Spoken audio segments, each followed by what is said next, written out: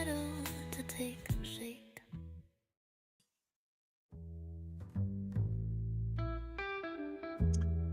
Well, happy Sunday, and welcome to Dave's After Hours Trivia Club live. Step inside the lounge, grab your drink of choice, and settle in. Here at Dave's After Dark, we stir up memories, test your smarts, and maybe, just maybe, teach you something along the way. We go live most Sundays and sometimes on Wednesdays at 7 p.m. Eastern, 4 p.m. Pacific time. The doors swing open, the lights go low, and the trivia flows. Tonight's show, it's a little bit art, a little bit history, and all game show. We've got 3 brand new countdowns rolled into one smooth and maybe slightly eclectic late night challenge. While our robots paint each scene at top speed, I'll serve up the clues and you will take your best guesses as we move through tonight's 3 categories. Top 20 well-known dinosaurs. Top 20 well-known party schools. Now that is United States centric. And then top 20 greatest celebrity chefs, and that is worldwide. This isn't just a trivia show, it's a fast-paced gauntlet of art, memory, and mystery. Let's see how many you can guess before the brush finishes the final stroke. Be sure to check in down in the chat, say hello, throw out your guesses, or just hang with the crew. If I spot a question, I'll do my best to answer those along the way. So let's see. Arena's in the house. That's good to see you, Arena. It looks like a few other people are in here. Say hi if you get a chance, and we'll get going. Let me get the first video file going, and we'll do some dinosaurs.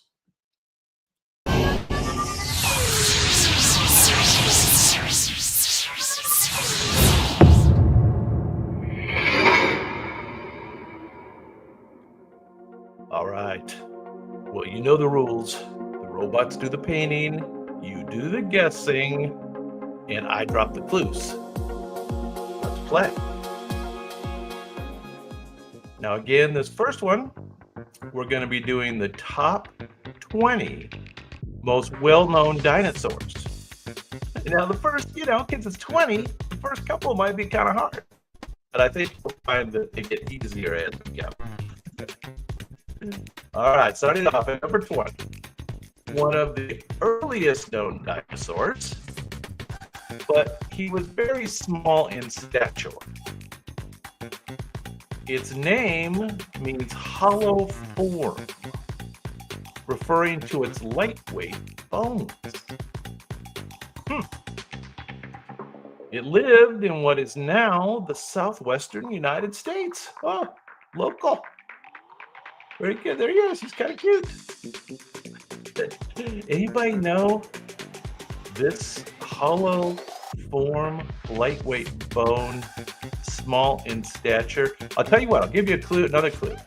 200 million years ago. So this is one of the first dinosaurs.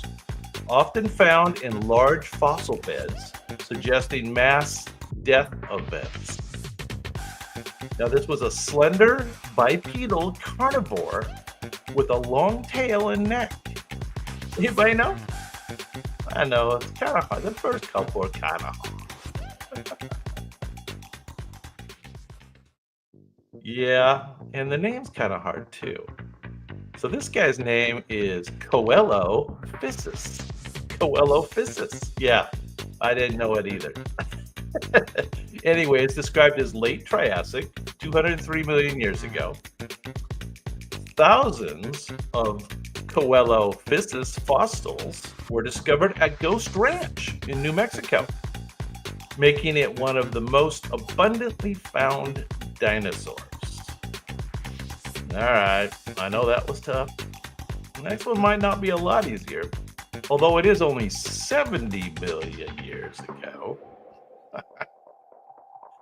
This guy was first known from gigantic claws before the rest of the body was found. Kind of makes sense. When they find dinosaur fossils, sometimes they just find a piece at first, right? Its name means scythe lizard. Scythe lizard. I guess that has to do with the claw, huh? Walked on 2 legs, but had a bulky, pot-bellied appearance. Funny looking dinosaur. Had feathers and likely fed on plants. Notably bizarre looking, and it grew to around 30 feet long. Well, bizarre looking, but scary. Anybody know what this guy was called? This is 70 million years ago, so a long time. This guy was a Therizinosaurus. Therizinosaurus. First couple are hard, man. There's just no doubt about it. Its claws can reach over 3 feet in length, the longest of any known dinosaur. Well, so didn't want to mess with that guy. Did not want to mess with that guy. Well, we're down to number 18. Oh, you may have heard of this one. This guy is from 126 million years ago, and he's early Cretaceous. Hey, doctor, how are you at dinosaurs? First few have been hard, but they're going to get easier. Now, this one was one of the first dinosaurs ever named. Interesting. He lived in what is now Europe. Cosmopolitan.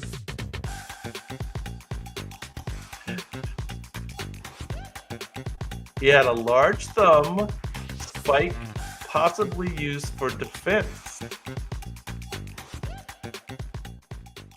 He was originally thought to walk like a giant iguana.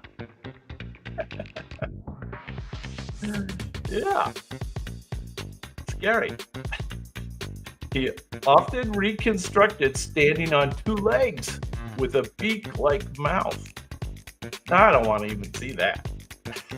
I don't want to even see that. This is 126 million years ago. This is early Cretaceous. You know what this guy was called? Take a guess. Oh, hang on to the Stegosaurus. He comes later. The real popular ones come later. This is the iguanodon. Iguanodon, of course. Iguanodon helped inspire the word dinosaur itself when it was first described in the 1820s. Holy smoke. One of the first ones discovered. There you go. All right. They don't get a lot easier yet. This guy is 70 million years ago. Late Cretaceous again. He was carnivorous, but usually fast and lightly built. He had a deep skull and a forward-facing eyes. Okay. Kind of looks like a T-Rex, but I guess it's not. Known for its short arms, possibly even shorter than the T-Rex. His name means meat-eating bull. No thanks. Allosaurus, that's a great guess. Incorrect. So 2 distinct horns above its eyes made it look like the devil dinosaur. This is the devil dinosaur. Check him out.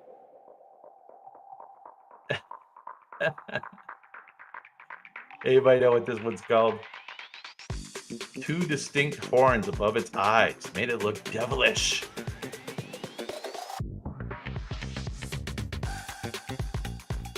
This is the Carnotaurus.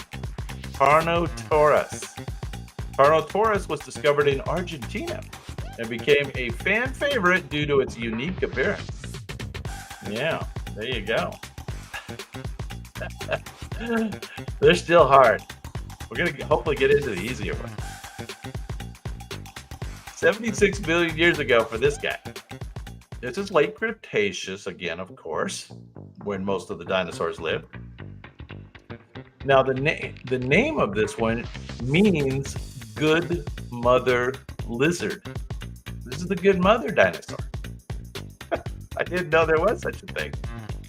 Fossils found in Montana showed nesting colonies. Evidence suggests it cared for its young in the nest. Okay. It was herbivore. It was an herbivore with a flat duckbill snout. Yeah, I guess so. I guess that's what the picture's kind of showing. Hey, Madel, what's going on? What's going on? You know your dinosaurs? Supposedly, these guys lived in large herds for protection. Any guesses? They're still kind of hard. This is the Maia Sora. Maia Sora. Of course. Maia Sora was the first dinosaur for which direct evidence of nurturing behavior was found. The good mother lizard. Who knew? Well, yeah. So, we're all going to do well on the last 3 or 4. The top 3 or 4. And the rest of the way, we're going to learn something. This one's kind of interesting. I actually hadn't heard this term, but, in the back of my head, maybe I have heard this term. It's like the new term for this size of dinosaur. This is the biggest ones. The name means fear nothing. The name of this. 77 million years ago, again, late Cretaceous. All these guys lived around the same time. Yes, it was estimated to weigh 60 tons. Alex, what's going on? You know your dinosaurs? This guy had a long neck and a massive tail, and he weighed 60 tons. One of the most complete titanosaur fossils ever discovered. So he was part of a group called the Titanosaurs. He helped redefine size expectations for sauropods. So when they found this guy, he was like so much bigger than anything they had ever seen before. Well, I like that. Not a brontosaurus, although that's a great. Matthew's in the house. Great, good to see you. Brontosaurus, yeah, that's what they used to call all these guys, right? That's what I learned. This is brontosaurus. This is the biggest one I ever found. This guy was bigger than everything. Can you see the little man down in the picture on the left? There's a little guy. There's a little man down there. This is called Dreadnoughtus.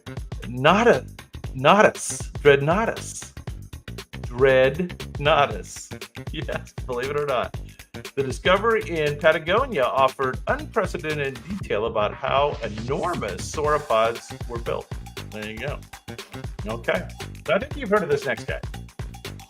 Okay? I think you have. 150 million years ago, though, it's a little older. Late Jurassic. A top predator before T-Rex ever existed. His name means different lizard. Different lizard. Not T-Rex. Bigosaurus is incorrect. This is not the raptor. Hang on to that. Hang on to the raptor. This one's commonly found in North America fossil beds. It often is considered the Jurassic's apex predator. So this was the number one guy before the T-Rex was around. Anybody remember what this guy's called? Well, I'm going to give it away. This is an Allosaurus.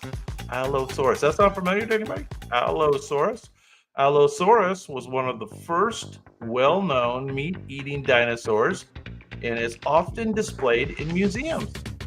Yeah, see, you knew it. I knew you did. I knew you knew it. Matthew, doctor. Very good. Allosaurus. That's it. Now, this next one's going to be hard to pronounce. So I can't imagine you guys trying to write this next one. All right, we're down to number 13. These are pretty tough. Pretty tough. We thought we knew our dinosaurs, didn't we? But when you do 20, it's kind of some you haven't heard of. All right, this is 70 million years ago. This is late Cretaceous, like everybody else. This one's interesting. It's known for its thick, domed skull. Its name means thick-headed lizard. So if you can write out the name, that means thick-headed lizard. Herbivore with small teeth for chewing plants. Well, at least it was an herbivore. Good. That big a head, I hate it to be a man-eater. The skull could be over 10 inches thick. That's a thick skull. Helmetolopodus. Very good. It's hard to pronounce and it's hard to write, but that's incorrect. It's thought to have head-butted others like modern goats. So this acted just like a mountain goat. That's why it had the thick skull. It would headbutt the other dinosaurs. Imaginative. Anyway, these guys were called Pachycephalosaurus. Pachycephalosaurus. Rolls right off the tongue. Despite pop culture depictions, scientists still debate how much headbutting actually occurred. Now, they're not sure. I guess they didn't find very many with cracks.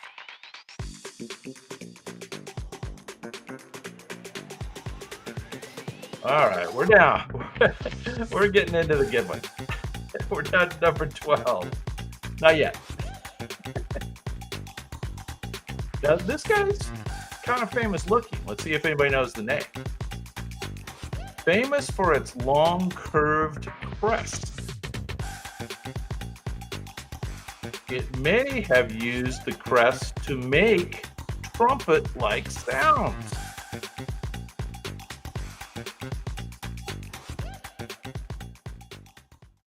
Yeah, kind of written like that, Doctor. That's close. That's in the ballpark. Who's this guy? He lived in North America and was an herbivore. He moved on 2 or 4 legs. Cool. Optional. He is a type of hadrosaur, or duck-billed dinosaur. This is not the iguanodon. We had the iguanodon earlier. You missed the iguanodon, Matthew. He was kind of scary. You know who the guy with the curved crest and he made sounds like a trumpet because of that big thing on his head? This is called a Parasaurolophus. Parasaurolophus. Once again, rolls right off the tongue. Its unique head shape has made it a favorite dinosaur. Well, yeah, he's a favorite, but nobody knows his name. I think they need an easier name for that guy.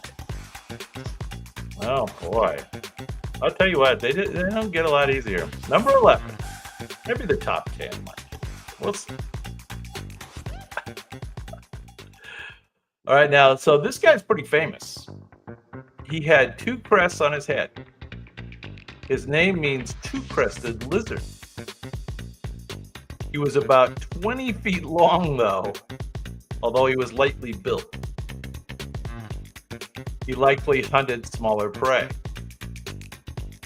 Now, he was made infamous and maybe depicted slightly inaccurately in the movie Jurassic Park.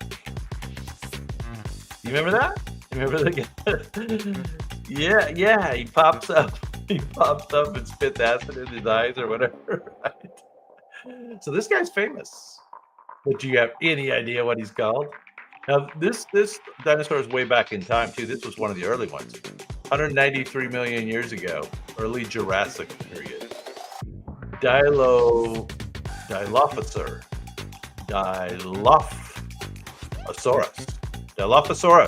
Dilophosaurus.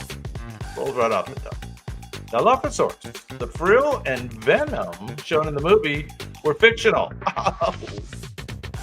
But its twin crests were real. Okay. So that's kind of disappointing. The spitting isn't real. Bummer. All right, top 10. Top 10 dinosaurs. We're going to know a few of these. Maybe not number 10, but good luck. Oh, Madel had that one. I didn't even see that. Dilophosaurus.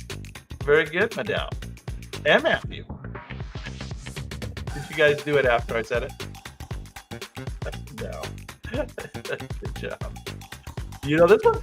The largest known carnivore dinosaur. This is the largest carnivore. That's scary. He had crocodile-like jaws and conical teeth. He likely lived near water and may have swum a bit. Its sail-like back structure remains debated. He is often portrayed as a rival to T-Rex in pop culture. Yeah, and about the same time, 100 million years ago, late Cretaceous period. Late Cretaceous. Look at that guy. He's a scary dude. Anybody know? What? You got it, Alex. You guys do know your dinosaurs. Spinosaurus. You are correct. Fossils suggest that Spinosaurus may have been semi-aquatic, unique among large theropods. There you go. All right, you know this next guy. You know this one. Small and feathered, but not the way it's shown in the movies. Its name means swift thief. Swift thief. It hunted in packs using a sickle-shaped claw. Yes, it did. Yes, it did. A sickle-shaped claw. It had a large brain for its size. It gained fame from Jurassic Park, albeit inaccurately sized up. Anybody know who this is? Oh, yes, Doctor. Doctor has it. So you guys are entertaining me quite a bit, so I'm having a hard time picking out the answers. It does appear the Doctor has this one. From Jurassic Park, they hunted in packs. This is the Velociraptor. Velociraptor from the late Cretaceous period, 75 million years ago. In reality, velociraptors were about the size of a turkey, but they packed a punch. Oh, could you imagine a pack of turkeys that had those kind of teeth? No, thank you. No, thank you. Velociraptors. All right, you know this next one too.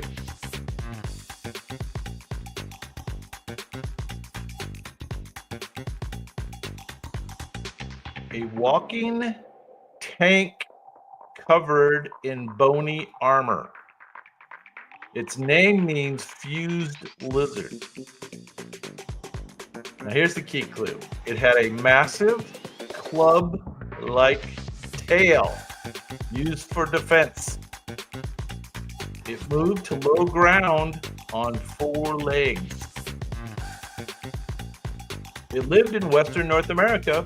A lot of these guys lived in North America. No. This is the guy with the bony tail. Bony tail. And he had armor plate, kind of like a turtle, but more armored.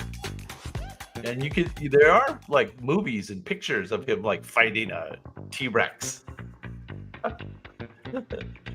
Because he could like go in kind of his armor, get down low on the ground, and then swing his tail around.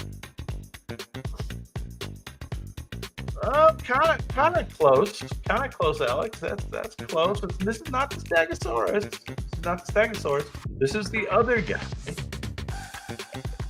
Its tail could shatter bones, possibly even breaking the legs of predators like T-Rex.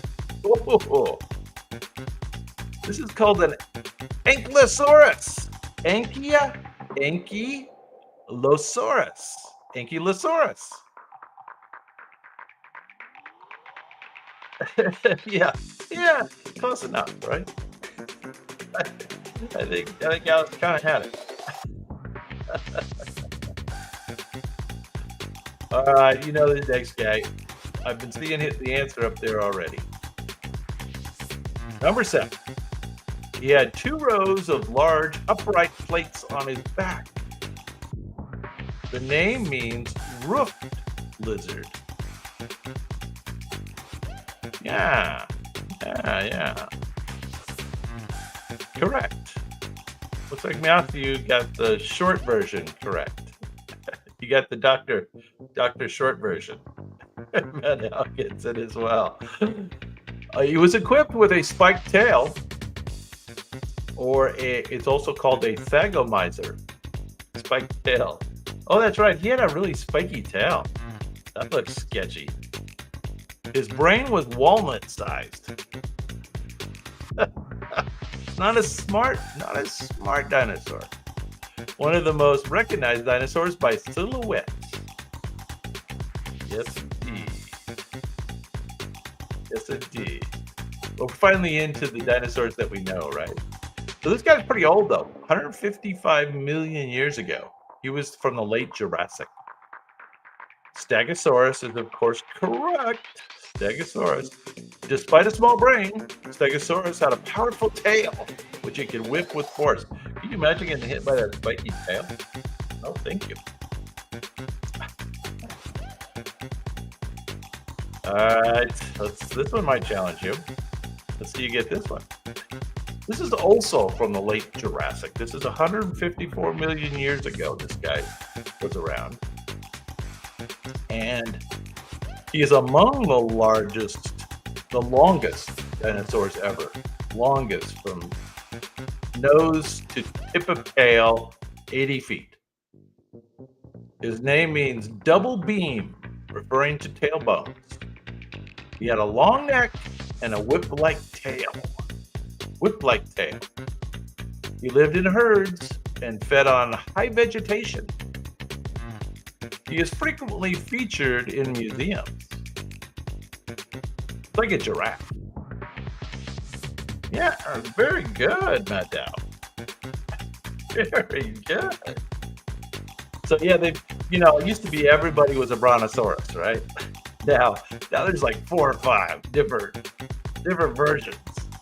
So not just brontosaurus, but Maddow had it. It's the Diplodocus. Diplodocus. This is the Diplodocus. Its skeleton at the Carnegie Museum was the first mounted dinosaur seen by the public in Europe. There you go. What the hell?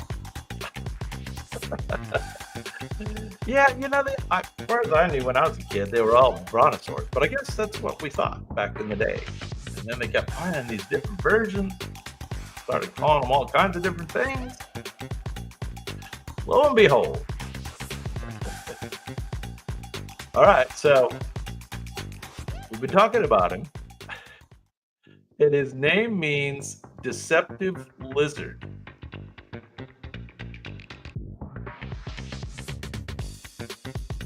Now, once confused with Brontosaurus, some still debate the name. His huge long-necked herbivore lived in what is now North America. He was popularized in cartoons and early dino books. So, once again, this is the guy that, when we were kids, we used to call these guys Brontosaurus. But that's apparently not correct anymore. It's something else. Does anybody know? Not Braca, I think that's another version, but not this guy. This guy's kind of got a nice sunset behind him. All right. This is the Apatosaurus. Apatosaurus. Is that familiar to anybody? Apatosaurus. Used to be called Brontosaurus.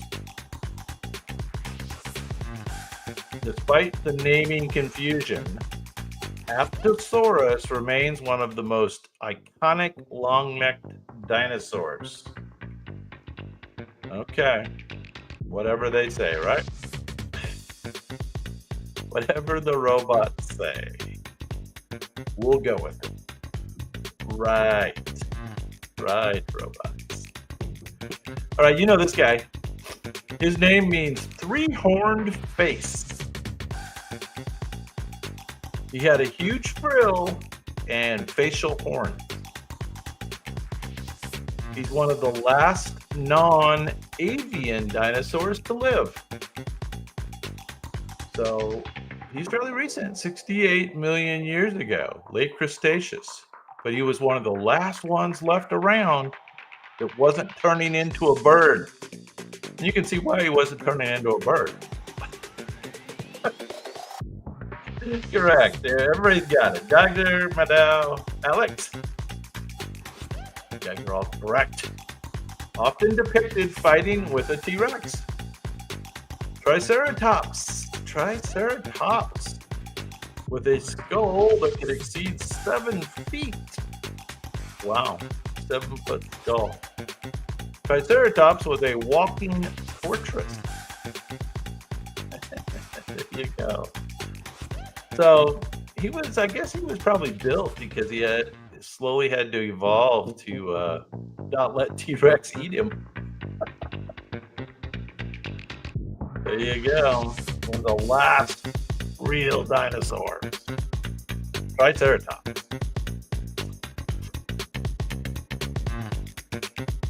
All right, now I just saw somebody have this answer up there, so that's a hint.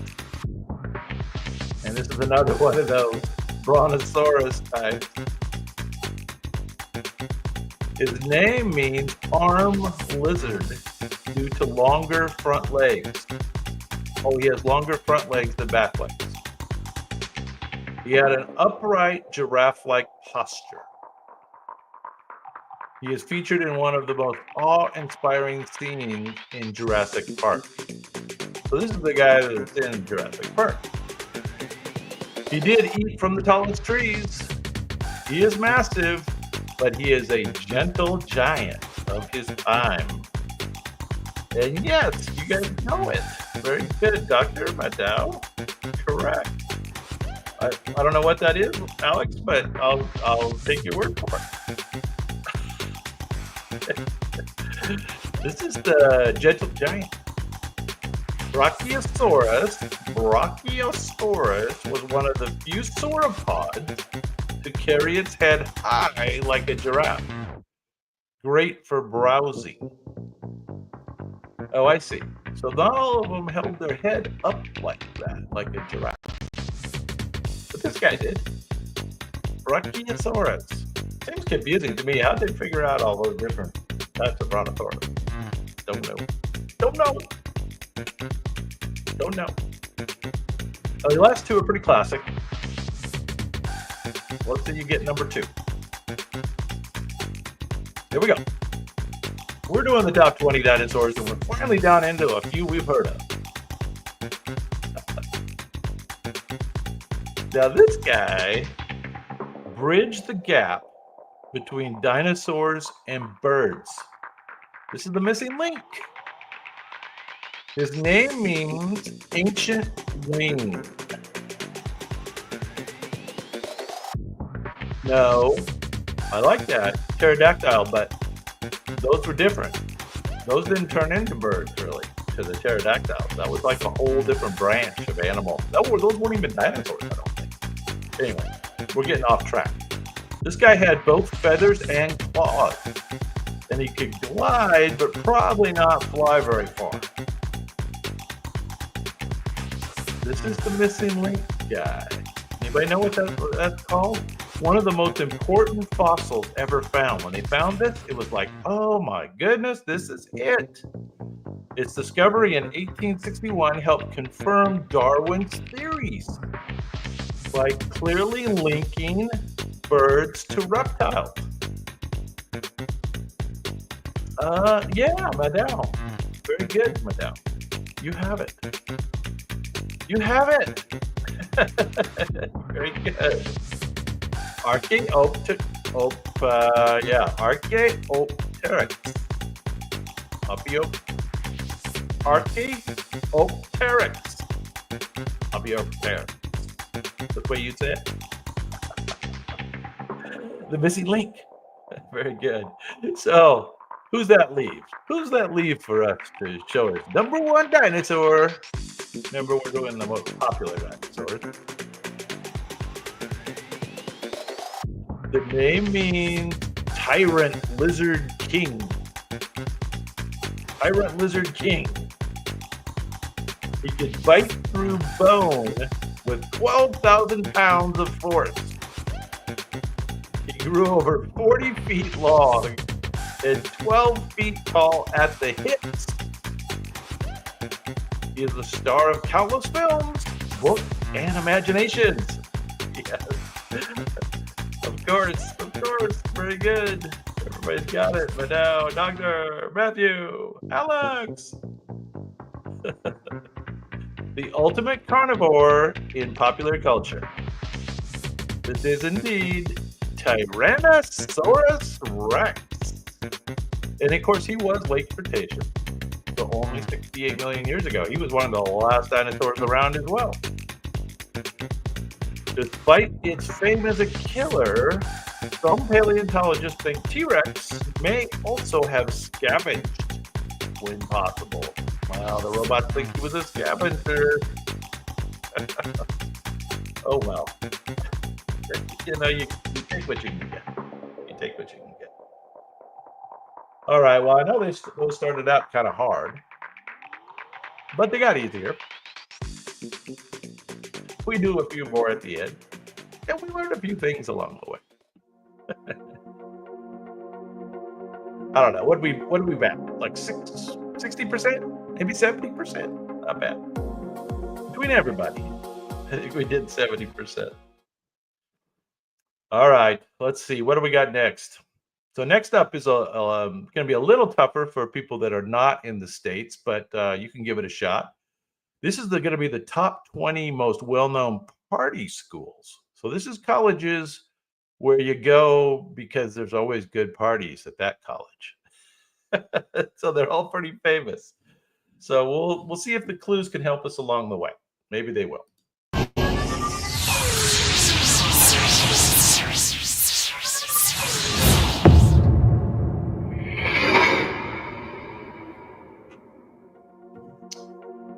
All right, well, you know the rules of the game.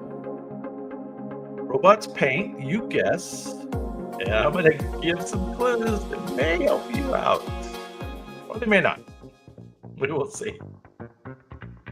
Once again, top 20 most well-known party schools.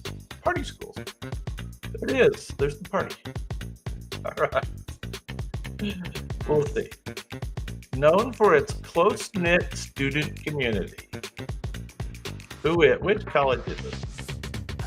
It hosts frequent porch parties and block events.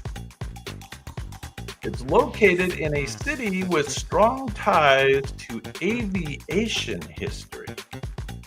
Aviation history. Flyers is the nickname of their sports team. Anybody know what college the Flyers or the sports team? Their student neighborhood is the heart of campus nightlife.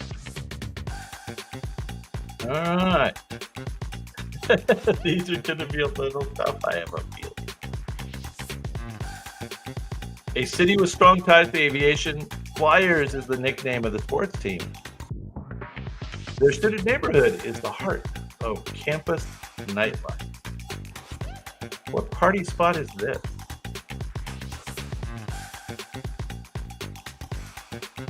This is the University of Dayton, which I guess is a good party town. Dayton, Ohio. Anybody ever been to Dayton, Ohio? Oh, you knew it, Doctor. Very good, Doctor. Very good. Very good. Have you been there? Is it a good party town? Dayton's off-campus housing areas are famous for coordinated party traditions, like block parties or something, I guess. Huh? Cool. Yeah, no kidding. Nice, Doctor. Let's see how we do. All right, next up. I might have to decide to give you some clues. Extra clues, I mean. Bonus clues. This one's surrounded by Big Ten sports energy and Riverside bars. It is home to the Iowa Writers Workshop. Offers a walkable downtown filled with pubs and venues. That's always nice. It is known for lively football weekends. Students celebrate, win or lose, with drinks on Melrose Avenue. All right, well, there's a couple key clues in there. Iowa Writers Workshop, lively football weekends, Melrose Avenue. Very good. Although, not quite. Now, you're very close. There, doctor's more accurate. You know how in the United States they're always like University of Iowa, which is this one, University of Iowa in Iowa City, or there's Iowa State, and those are always different places. University of Iowa versus Iowa State. Very confusing. Iowa City consistently ranks as one of America's best college towns for nightlife. Who'd have thought? Iowa. Not me. Would not have thought that. Now, I've heard this one's a good party school. Tailgate culture thrives before Spartans football games. Spartans football games. Bars line Grand River Avenue near campus. Greek life is widespread and active.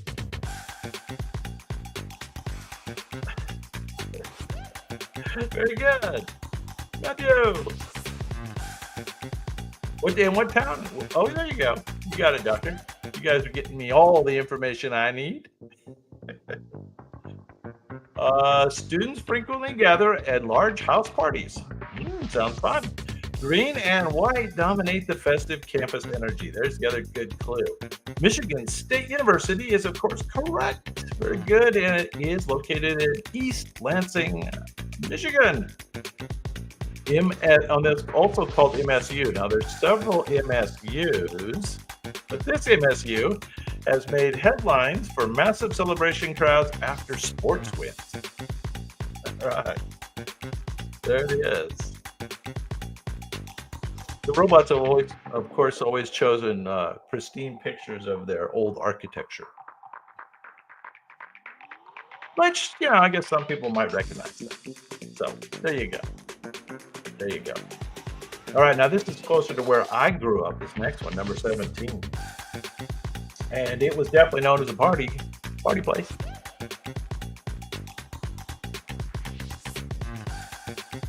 Now this next one combines beach proximity with campus events. It's known for sunny weather and year-round party. That's good. Students enjoy concerts and Greek functions regularly. Strong school spirit fuels party weekends. Set in a SoCal city, famed for its nightlife. Not Florida State, although that may come up later. This is in Southern California,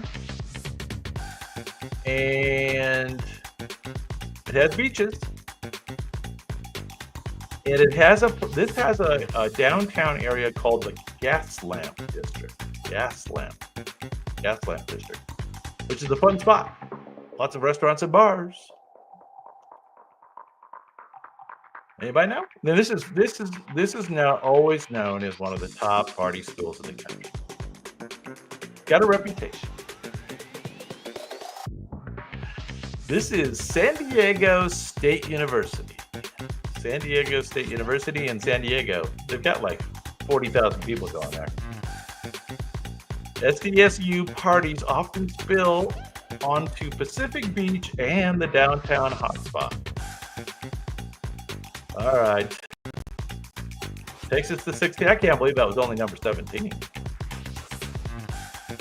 Seems like the parties are better than that. This next one is known for having more bars than churches in town. No. That's good. There's a strong presence of Greek life that fuels the events.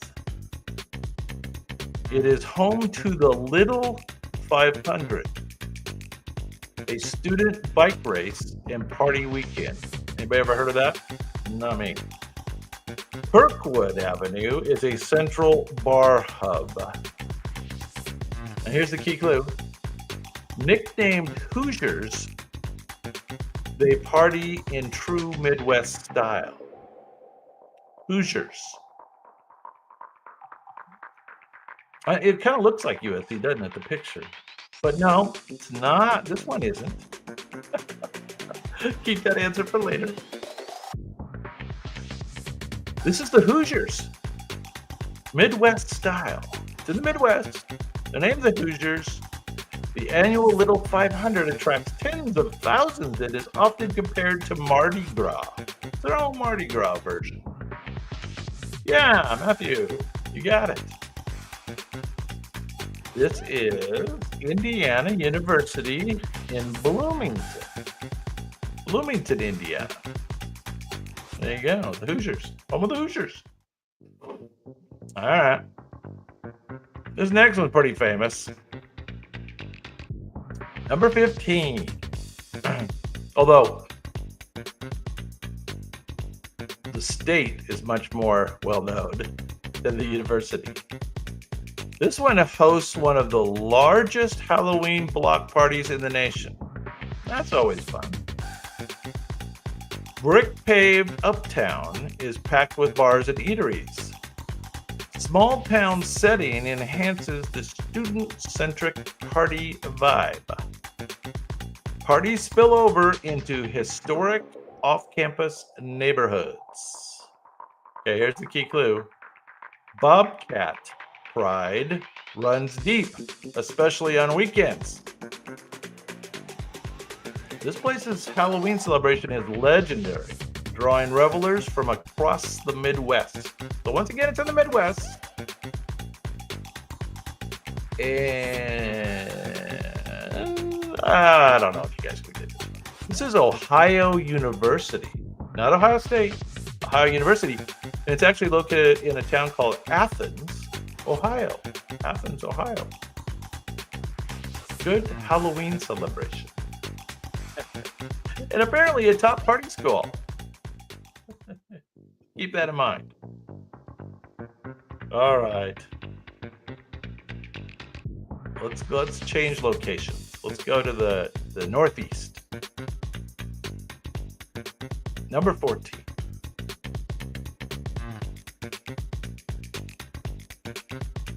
Number 14. Campus events frequently draw thousands. Okay, sounds like a party. Known for Blarney Blowout. Barney Blowout before St. Patrick's Day. Oh, this is lots of Irish live in this town. Large dorm parties often make national news. Big dorm party. Nice. It's the flagship campus of the state system in this state. Pioneer Valley students party with New England intensity.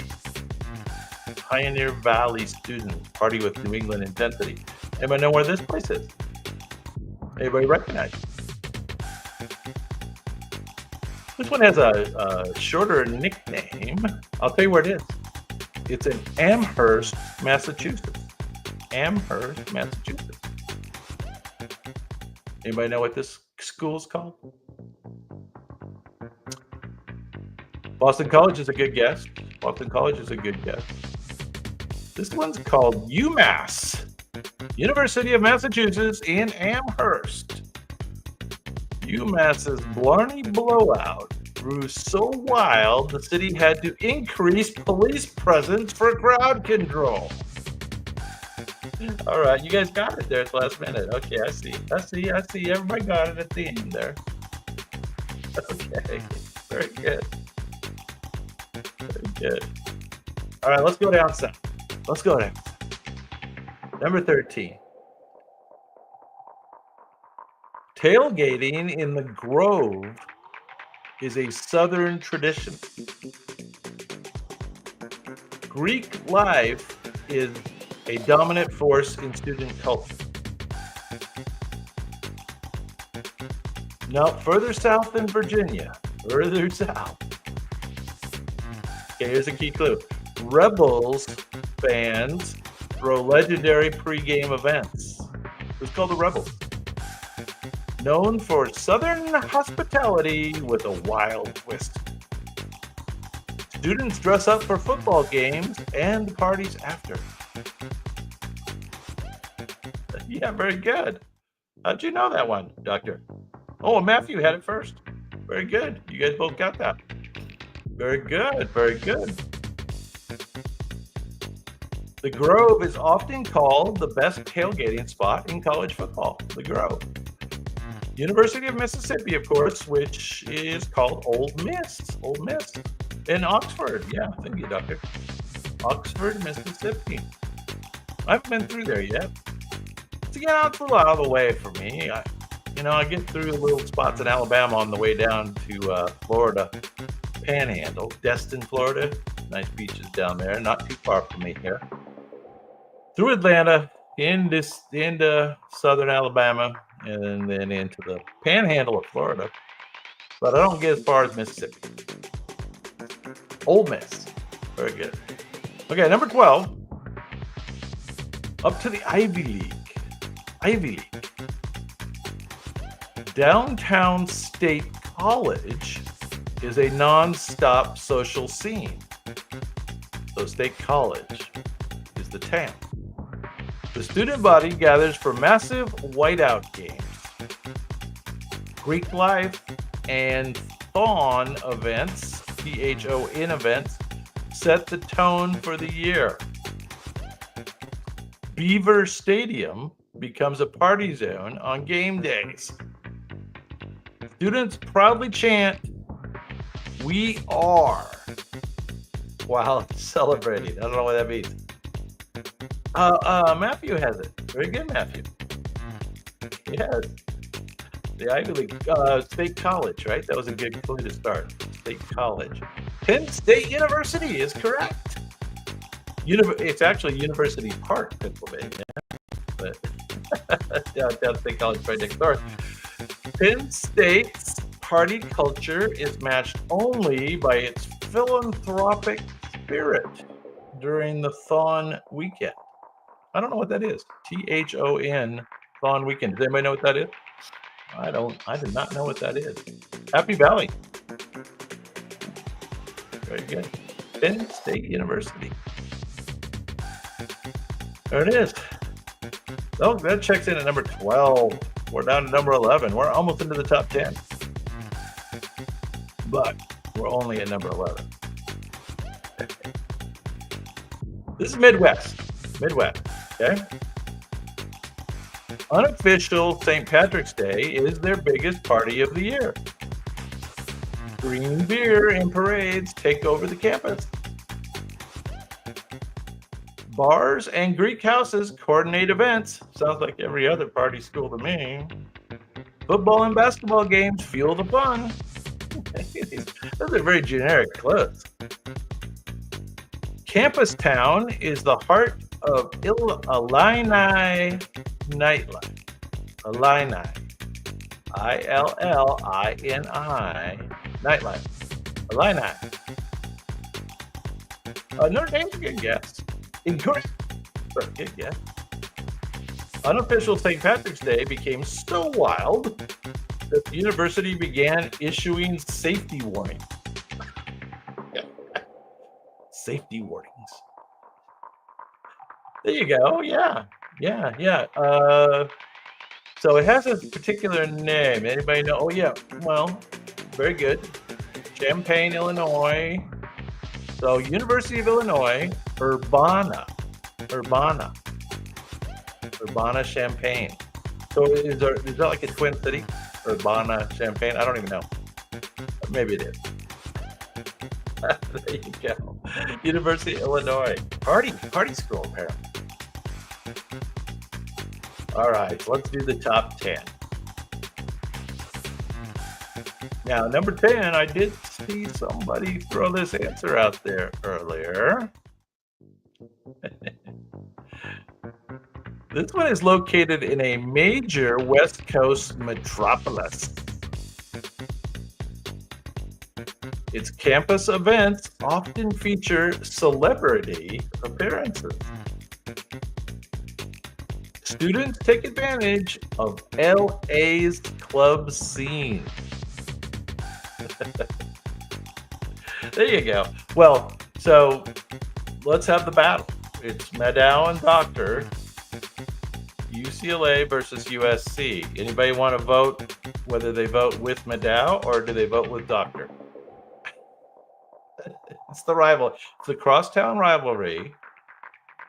Greek life holds extravagant house parties, known for blending glamour with traditional college fun. So I'm sure UCLA has good parties too, but USC students party in style with easy access to Hollywood nightlife. University of Southern California. You know, we have a USC here in South Carolina as well, but it's not that one. South Carolina isn't that good for partying. Weird alcohol laws. USC is correct. There you go. That's true. Now, you are correct about the location of those two. I kind of grew up in Orange County, California, so just south of it. So I spent a little time up in the area. Here we go. Number nine. Football Saturdays turn into State Street into a street fair. Turn State Street into a street fair. Bratwurst and beer are staples of their tailgates. Bratwurst and beer. Campus borders two lakes. Perfect for boat parties. This is known for cold weather, but warm, lively bars. All right, here's the key clue. Badger students are proud of their drinking tradition. The Badgers. Who are the Badgers? Oh, and they have a good fun fact on this one too. Yes, exactly. This is, yes, indeed, you are correct, Matthew. This is the University of Wisconsin at University of Wisconsin at and Wisconsin once topped national list for highest alcohol consumption per student. So they had that going for them. In Madison, of course. University of Wisconsin, Madison. Highest alcohol consumption per student in the country. Something to be proud of. Now this is very close to where I live. I live in the extreme upstate of South Carolina, but very close to the Georgia state line, and not too far down the road. Historic downtown is packed with live music and bars. It's known for its robust fraternity and sorority presence. Red and black flood the streets on game days. Okay, here's a key clue. Host annual events like Dog Day. Football culture merges seamlessly with nightlife. Now, this place had the #1 football school two out of the last 3 years or something like that. Dogs. Is that a good clue? The Dogs. No, it's not South Carolina, although South Carolina's got some good teams too. It's funny, you know. This is another United States town that is the same name as the Acropolis in Greece. Yeah, there you go. You got both of it. University of Georgia, of course, football teams, and Athens, Georgia. And that's not very far from me. I'd say it's about an hour's drive. Maybe just over. Maybe an hour and a half. Maybe an hour and a half. I'm very close to Clemson University, actually, which is quite the football school as well. Stone's throw to Clemson. Number 7, but they're not on the party list. Not on the party list. Number 7. Let's go to the upstate. In New England. Parties thrive even though brutal winter weather. House and dorm parties are a staple. School spirit spikes during basketball season. Marshall Street is central to nightlife. There's a key clue. Orange-clad students bring heat to the cold. So a cold climate, orange, basketball. Anybody know? No, it doesn't stop the students from partying year-round with indoor blowouts. There you go, Doctor. And Madel. Madel had it first. Syracuse University is correct. They are orange indeed, aren't they?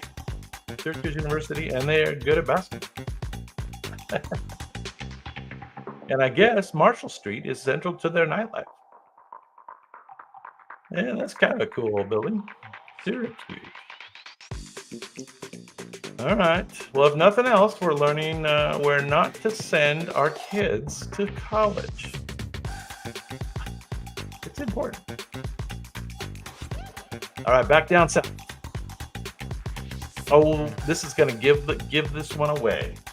First clue. I'm going to skip the first clue. Home to one of the nation's largest Greek systems, Bryant Denny Stadium is party ground zero. Students dress sharp for game days. Old row parties have a national reputation. Old row parties. All right, here's the key clue. The Roll Tide chant echoes from the tailgates to the bar crawls. Roll Tide. Roll Tide. Roll Tide. Roll Tide. Roll Tide. Roll Tide. Anybody know? If you're from the South, you would know. Even if you're not from the South. Notre Dame's a great guy. Incorrect.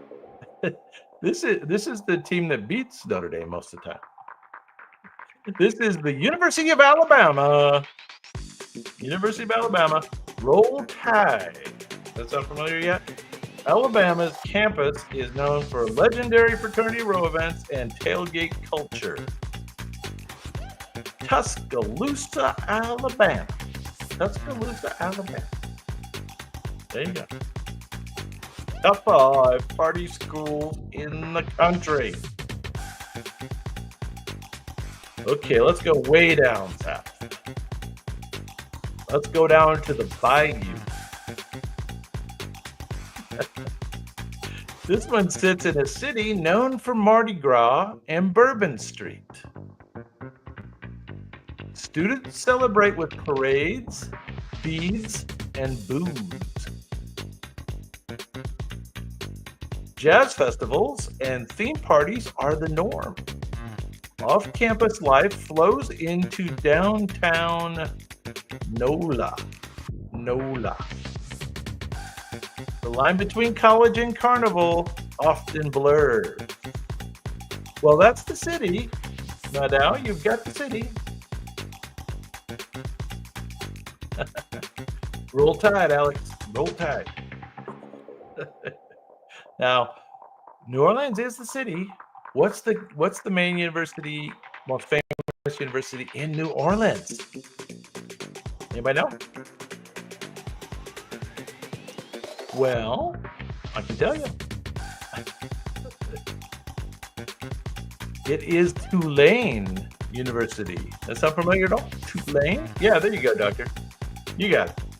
Tulane offers students a built-in festival culture few schools can match. Yeah, so if you go to Tulane, how can you avoid it? Can you avoid it? That's the question. All right, top four. Now, I think I saw this answer up on the board earlier as a possible party location. Once again, not too far from me. Definitely drivable. Doak Campbell Stadium is the weekend center of action. Sorority Row throws back themed events. Okay, here's the key clue. Midtown Tallahassee is loaded with college bars.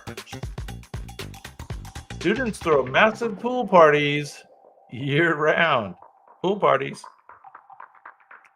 Garnet and gold mark every party scene.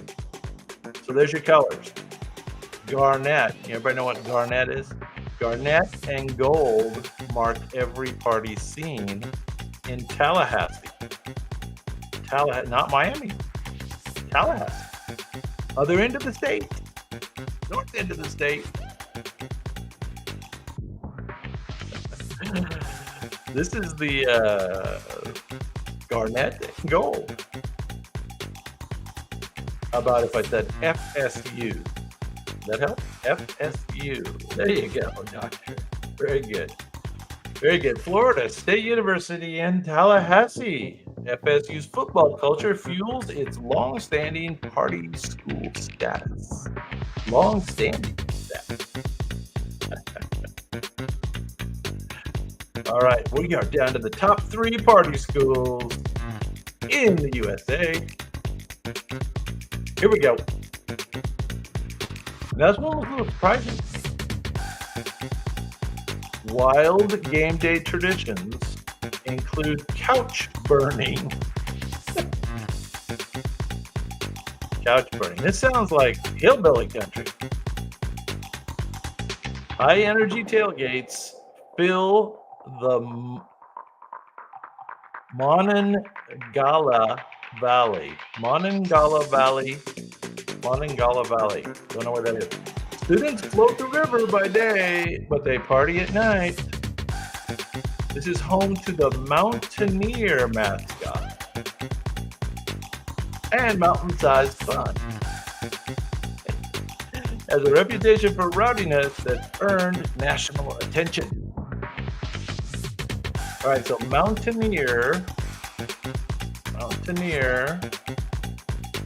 and I think I told you they're hillbillies. Appalachia. Their party reputation once prompted city ordinances to ban indoor furniture outdoors. You know how in college the guys all put the couches out on the lawn in the front? They banned that because they were burning them. Very good, doctor. But not Wheeling. West Virginia Historic West Virginia University, Morgantown. That sound familiar? Morgantown? Anyway, up to Appalachia. you haven't seen my Witches of Appalachia video, I just posted that last week. Check it out. Witches of Appalachia. Parties flow from fraternity houses into the foothills. Students hike and then hit the bar scene. Here's the key clue. Boulder's Pearl Street is lined with lively venues. Here's another key clue. They celebrate 420 with massive campus gatherings. They're real into 420.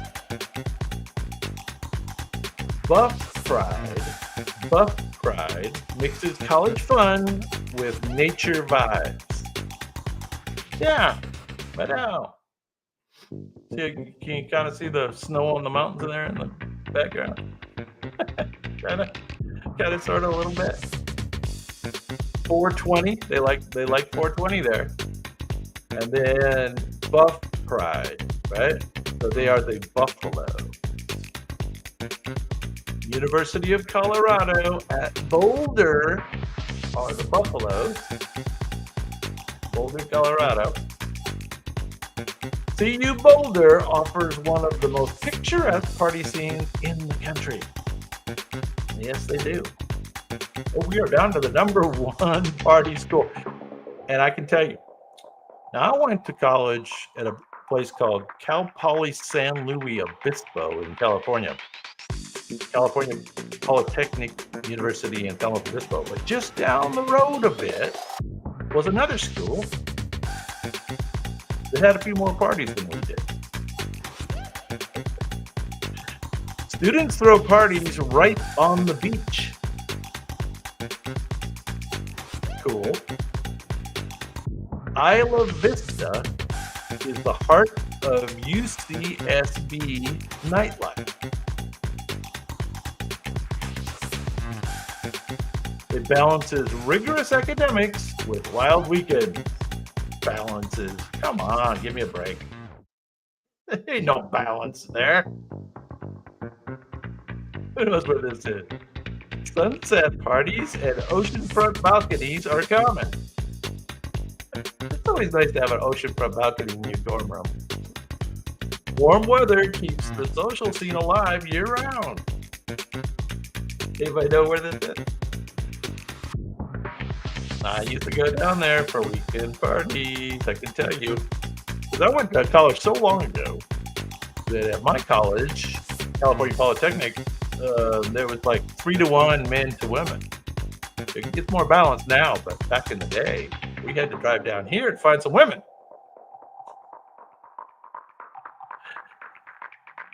Anybody know where this is? This is the University of California at Santa Barbara. Santa Barbara, UCSB. Consistently ranks #1 for party culture with its unbeatable mix of beach fun and freedom. All right, we made it through. You guys did surprisingly well. Surprisingly well. You feel like you did pretty good? I feel like you did pretty good.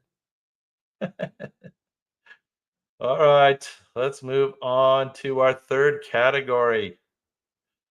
I think everybody will like the third category pretty well. We're going to do top celebrity chefs. Celebrity chefs, global atmosphere.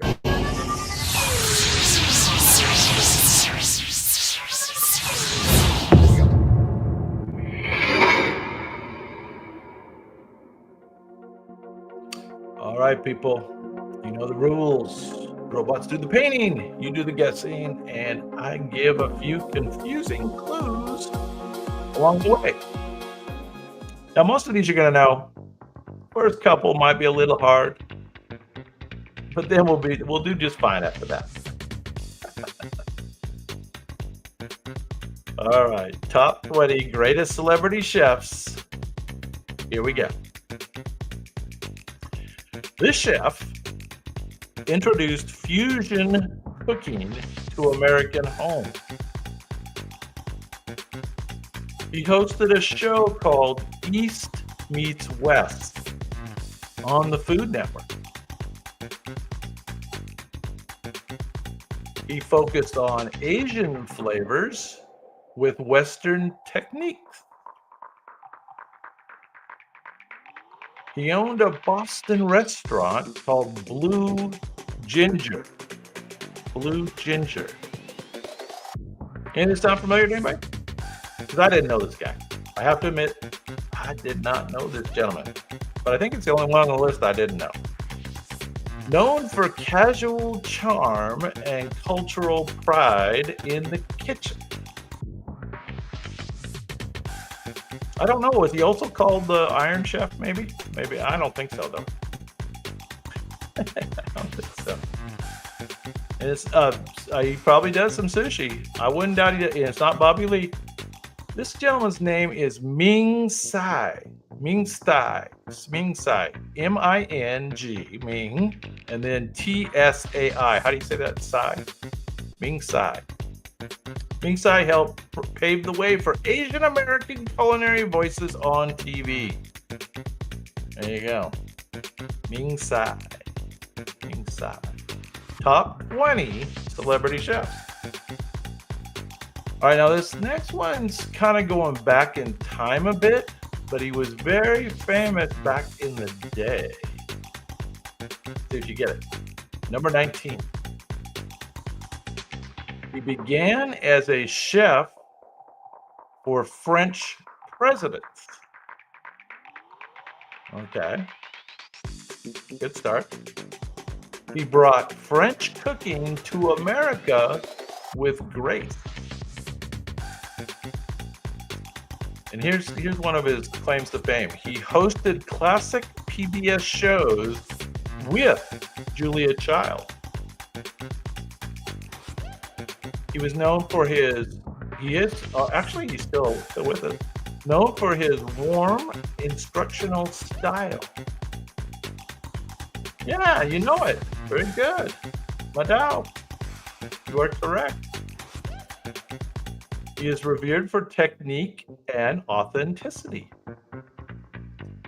And you are correct. It is Jacques Pepin. Jacques Pepin. Pepin was one of the first to truly blend teaching with televised culinary artistry. He was born in 1935, and according to the robots, he's still with us. Jacques Pepin.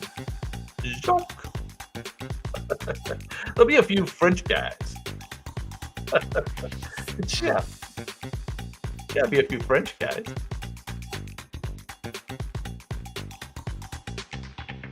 And then, like the next guy, maybe a couple Italian guys too. Number 18. Now you know this guy. He became famous for shouting, "Bam! Bam!" He popularized Creole and Cajun cuisine. Bam! He starred on multiple Food Network shows, helped launch the network into mainstream. Known for bold flavors and big personality. Yeah. What's his last name? Anybody know his last name? Emeril is, of course, correct. You guys got that. Emeril. E-M-E-R-I-L. Emeril. And his last name is, I guess they never included his last name on most of the shows, right? Emeril Live set the tone for modern, energetic food TV. Bam! Emeril Lagasse. Emeril Lagasse. That's not familiar? Lagasse. Emeril Lagasse. There you go. You had it. Emeril, of course. Most of these guys have TV shows, so you're going to know most of them. You're going to know most of them. Emeril checked in at number 18 on our list. Bam. Bam. All right, number 17. Now, I've never watched it. You know, I don't watch a lot of cooking shows. I really don't. Unless unless they were in popular culture, I didn't know them. But I've heard of this lady. She's known as the domestic goddess. Who's the domestic goddess? She brought sensuality and storytelling to cooking. Gotta like that. She built a media empire with cookbooks and shows. She wasn't a trained chef, but a home cooks icon. Interesting. She blended elegance with relatability. Anybody know who this is? Not Rachel Ray. Good guess, though. Not Rachel Ray. Rachel Ray's not on our list tonight. I don't know, the robots weren't impressed. I don't know why. It's not Rachel Ray.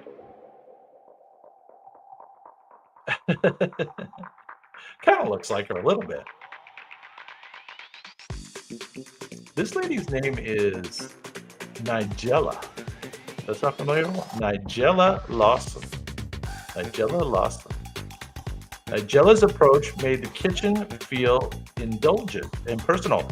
And she went by the name Domestic Goddess. There you go. Okay, well, you learned something here on Dave's After Dark. Got to stay up late, have a couple drinks, and you learn something. All right, number 16. I guarantee y'all know this guy. Guaranteed. He created California cuisine at a little place called Spago. He made gourmet pizza a trend. This is the gourmet pizza guy. Celebrity clients flock to his restaurants. He expanded globally with high-end dining concepts. I've been to many of his restaurants. Yes, of course, Doctor. Of course, Doctor. He redefined the celebrity chef archetype. So yeah, he was like the biggest one, right? Biggest. And of course, his restaurants, all they had to do was open, right? And they'd be popular. Because his name was associated with the restaurant. And of course, the gourmet pizza was a cool thing. Wolfgang Puck is, of course, the correct answer. Born in 1949 and still with us today. Wolfgang Puck was the first chef to truly become a Hollywood brand. There you go, Wolfgang Puck. Yeah, you ever been to a Wolfgang Puck restaurant? They used to have a bunch of them in Vegas. I used to go to them in Vegas. Someday we'll have to do Vegas stories. Maybe we'll do top 20 things in Vegas as a theme. One of our shows. Here we go. I got lots of Vegas stories. Lots of Vegas stories.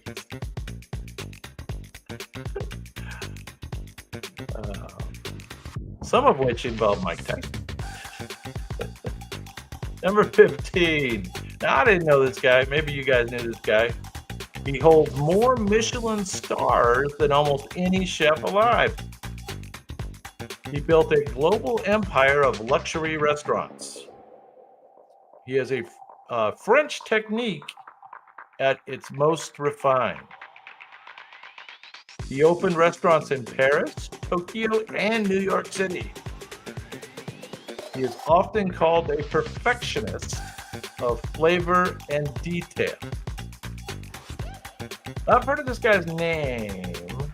Must be in association with maybe his restaurant. Maybe, can you imagine the top restaurants in the world? I think they belong to this guy. He's the chef. Anybody know? Chef Boyardee. No, this is not Mr. Boyardee. That would have been cool to have Chef Boyardee, but I do not. But this guy's name is familiar. French, Michelin stars. Okay, going once, going twice. Alain Ducasse. Ducasse helped define modern French fine dining on a global scale. I don't go to French restaurants, so I don't know about you guys. Not into it. Not into it. All right. I'm not sure I know this next guy too well either. However, I'm sure I would like his food. This gentleman focuses on authentic Mexican cuisine. He hosted the long-running show Mexico, One Plate at a Time. Long-running show Mexico, One Plate at a Time. Uno plato a la dia. Something like that. Combined scholarship with kitchen skill. Elevated traditional street foods. Oh, he elevated traditional street foods to fine dining. Yeah. Not Giancarlo. Not Giancarlo. I didn't know this guy at all, but I what he did was really cool, right? He elevated traditional street foods to fine dining. He's based in Chicago. His restaurants earned top acclaim. Anybody going once, going twice?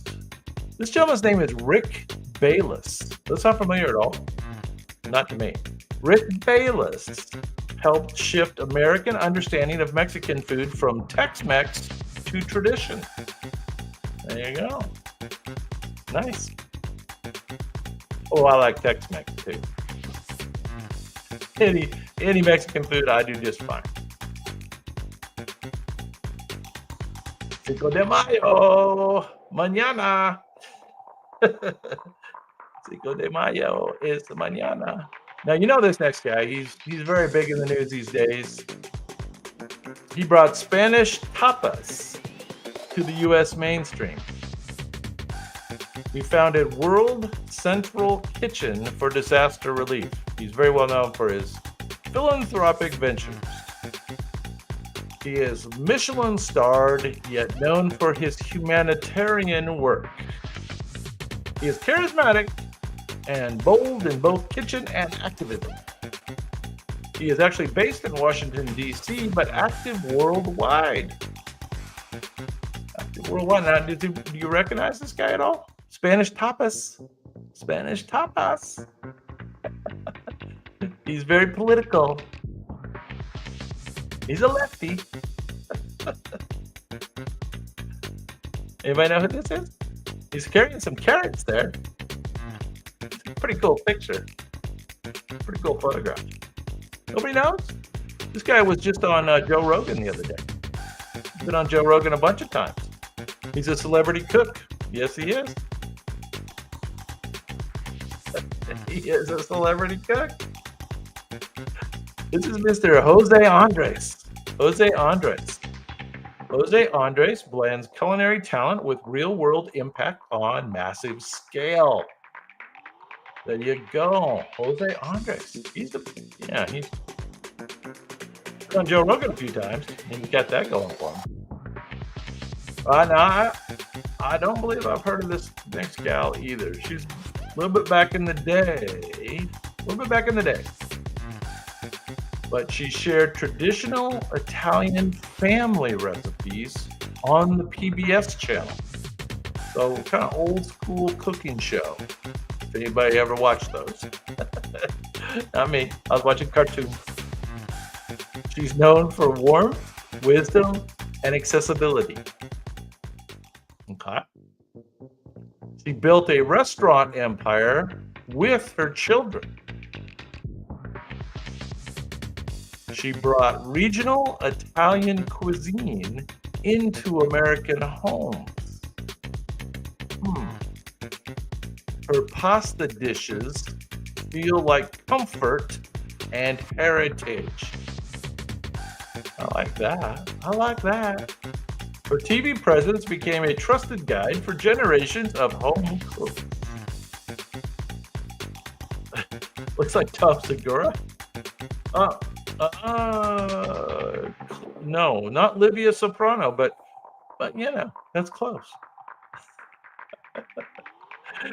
This lady's name is Lydia Bastianich, Lydia Bastianich. Lydia's TV presence became a trusted guide for generations of home cooks. There you go. Who knew? Oh, you gotta know the rest of these guys, okay? Hard ones are over. Hard ones are done. Here we go. This gentleman, I'll give you an extra clue.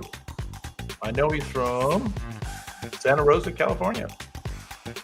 He turned spiky hair and sunglasses into a brand.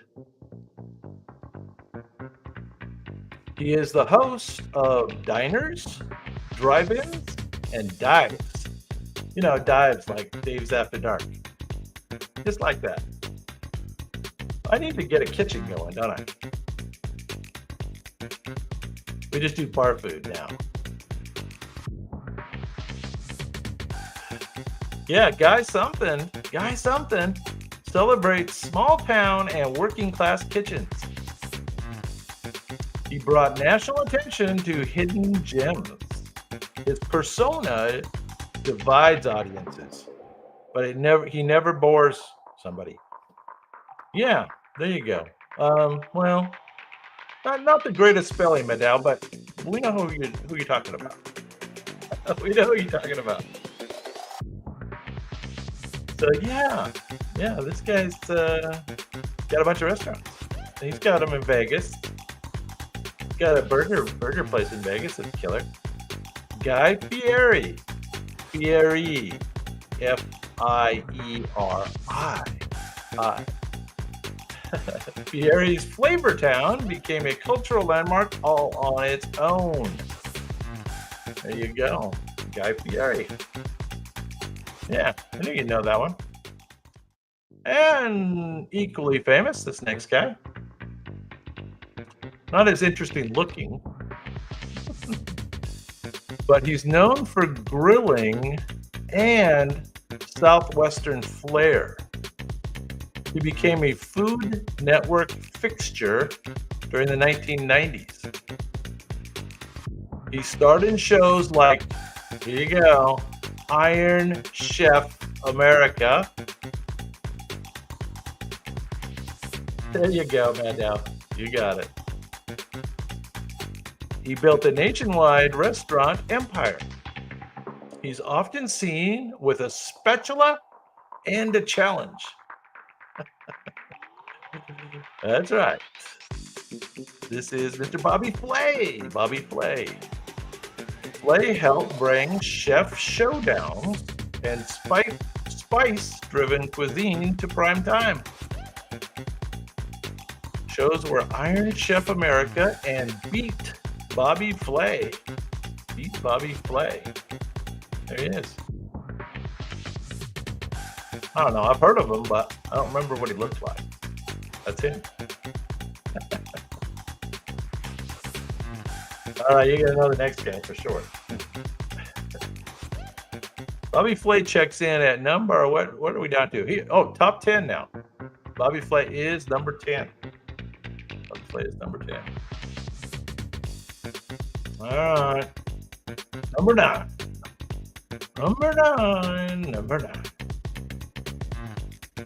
This gentleman is a British chef with a volcanic temper and a precise technique. He hosts Hell's Kitchen and Kitchen Nightmares. He earned Michelin stars and global notoriety. He did train under top chefs like Marco Pierre White. He's known equally for insults and culinary excellence. Picture's a little confusing there for right now. Yeah, Madal's got it. Madal's got his cooks. He knows his chefs. Known equally for insults and culinary excellence. This is Mr. Gordon Ramsay. You are correct. Ramsay's blend of drama and skill made him one of the world's most recognizable chefs. Hell's Kitchen. Yeah, that picture kind of threw us off there for a minute. Now it's coming together. Gordon Ramsay checks in at number 9. Number 9 on it. Now the next one might be a little harder. To me, it wasn't as famous. A little more old school. This guy was born in 1903 and passed in 1985, so a little more old school. But he was often called the father of American gastronomy.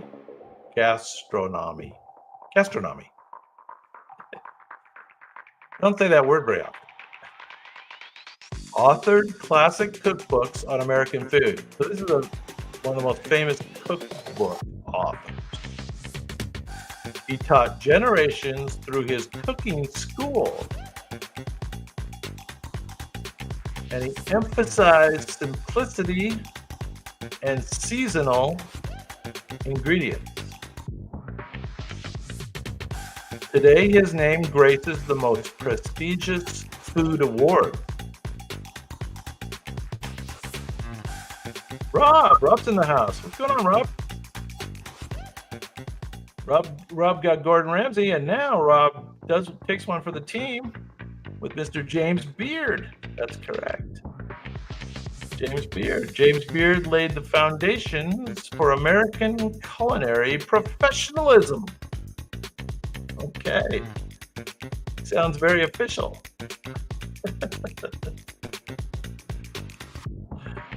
Well, we're getting down towards the end of the celebrity chefs. In fact, we're all the way down now. James Beard was number 8, so we're all the way down to number 7. There he is, James. All right, next up. Now, our UK people, Britain's original enfant terrible of the kitchen. I don't know what that means exactly. Enfant terrible of the kitchen.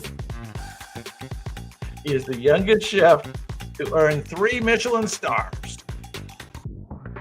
This is the guy who trained Gordon Ramsay. Oh, that was pretty good, Rob. Looks like Rob came ready to go with the chef. He's known for intensity and culinary innovation. And it was weird, he retired young, becoming a legend only in his 30s.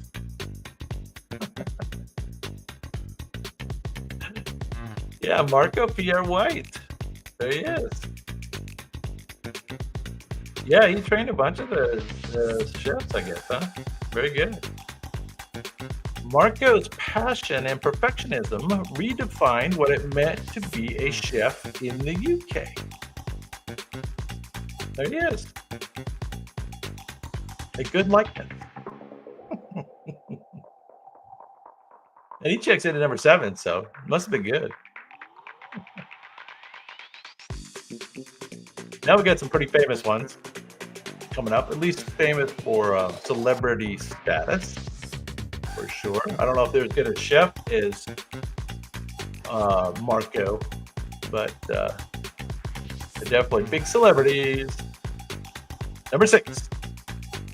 This gentleman authored Kitchen Confidential, revealing restaurant life's raw truths.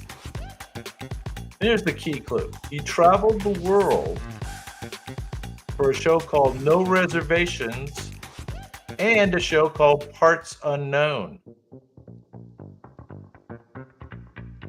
Yeah. My dad beat you that time, Rob. Very good. You guys are quick. You guys are very quick. He focused on food as culture, politics, and connection. He had a gritty voice with a poetic sensibility. He was respected more for his curiosity than his recipes. He would eat anything, right, on his show. It's like, oh my God, he's going to eat it. I watched that show quite a bit. It was kind of a crossover show, right? People would watch it that don't normally watch anything to do with cooking. Correct. Anthony Bourdain. Anthony Bourdain was born in 1956, and unfortunately, he did pass away in 2018. Sad story. Bourdain transformed food into global storytelling with a soul. Good way to put it. Definitely.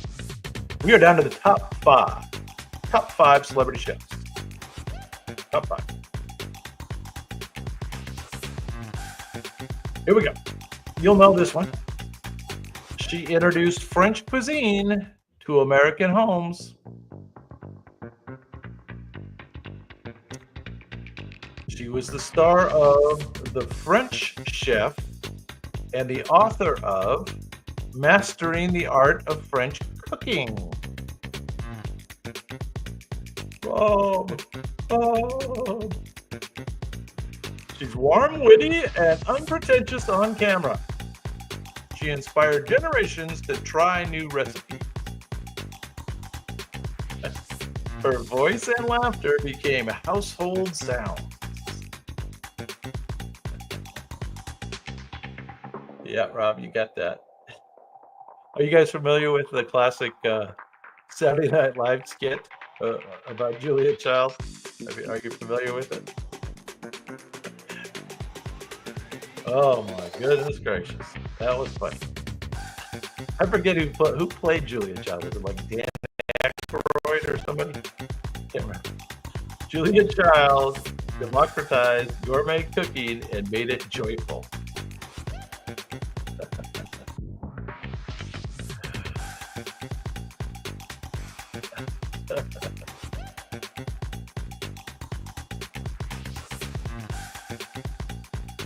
Julia Child wasn't Russian, was she? I don't think so. But does anybody remember the Saturday Night Live skit I'm referring to? Oh, John Candy was a good one, yeah. Maybe it was John Candy that I'm thinking of. Where she gets her head chopped off. And she's bleeding all over the table, but carrying on the show. No problem. Oh my goodness, that was funny. Anyway, number 4. This gentleman runs the French Laundry and another restaurant called Per Se. He's known for precision, technique, and refinement. He brought American fine dining to world-class levels. He focuses on seasonal, deeply thoughtful cooking. You're correct, Rob. Yeah, I think it was Aykroyd. That was a funny skit, a classic skit for sure.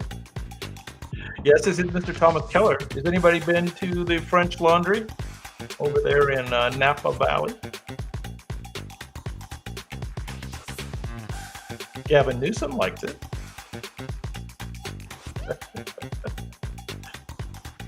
Keller is often cited as the greatest living American chef.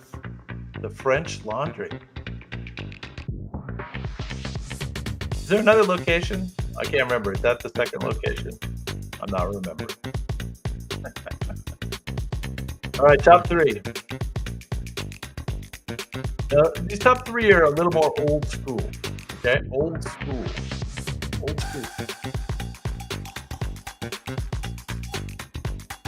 This gentleman invented molecular gastronomy. Am I saying that right? Gastronomy.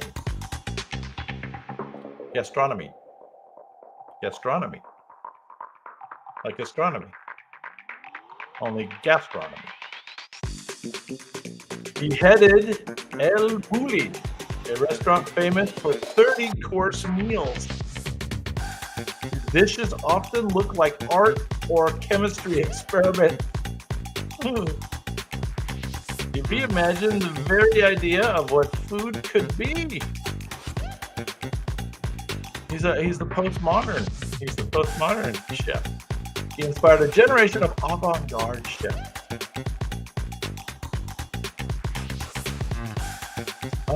You are correct, Rob, more or less. More or less, Rob. So the robots tell me his name is backwards of that, but they say it's Ferran Adria. Ferran Adria, not Adrian Ferran. But I like the way you wrote it better. That's easier to say. Adria changed dining from nourishment to emotional sensory experience. All right, top two. It's all French to me. It's all French to me. Now, I've heard of this guy. He is the champion of Nouvelle Cuisine. He founded I can't say it because it'd be his name, the world's most prestigious cooking competition. It's the guy that founded the competition. French culinary icon with unmatched influence. He emphasized presentation and freshness. He trained and mentored countless chefs. Yes, Rob. Yes, Rob. You know your chef. Glad you're here tonight. Yeah, so Paul Bocuse. Paul Bocuse. Born in 1926, unfortunately passed in 2018. Bocuse was France's culinary ambassador for more than half a century. There he is. Looks like he's got like a Michelin thing around his neck or something. I don't know what that is. And he's certainly got the hat, right? That is a chef's hat. Yes. Paul Bocuse. So who's number one? The number one goes back in time. Okay, you gotta go back in history books. You gotta know your cooking history. This gentleman revolutionized professional kitchen systems. He codified French haute cuisine in a book called Les Guides Culinaires.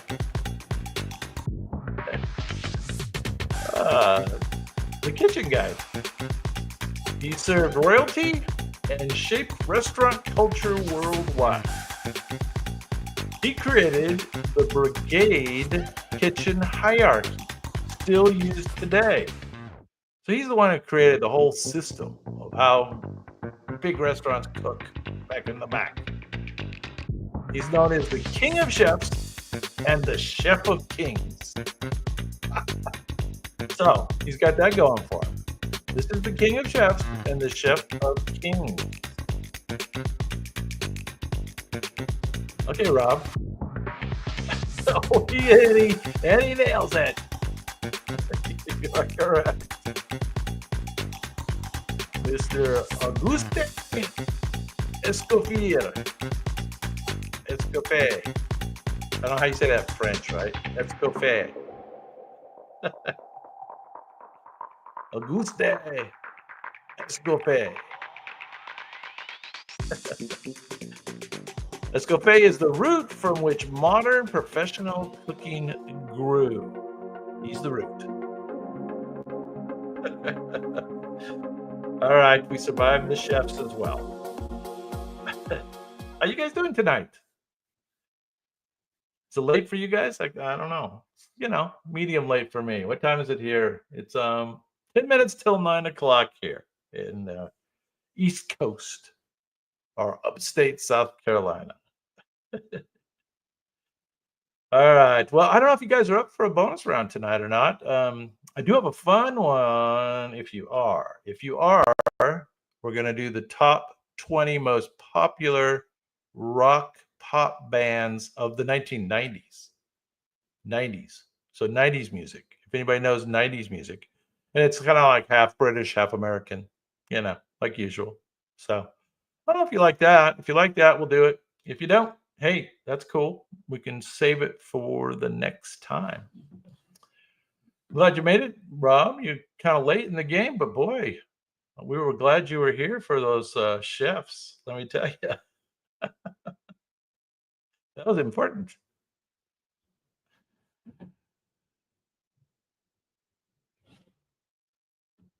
Let's see. Oh, you're showing me how to pronounce there. I didn't pay attention enough.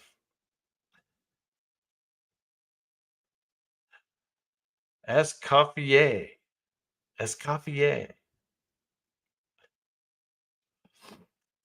Escoffier. How's that?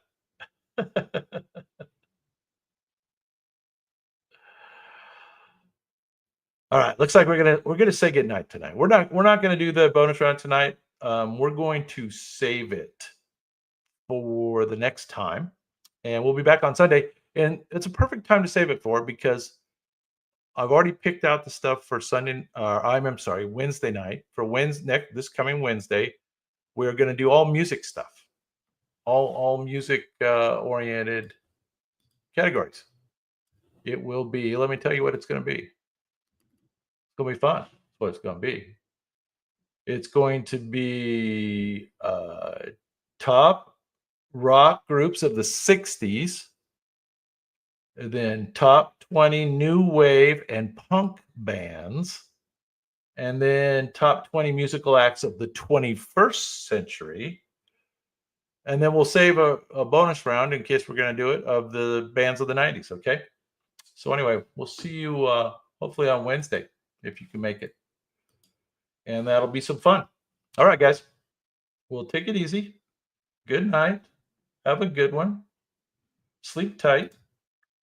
All that stuff. The night wears heels. She struts alone.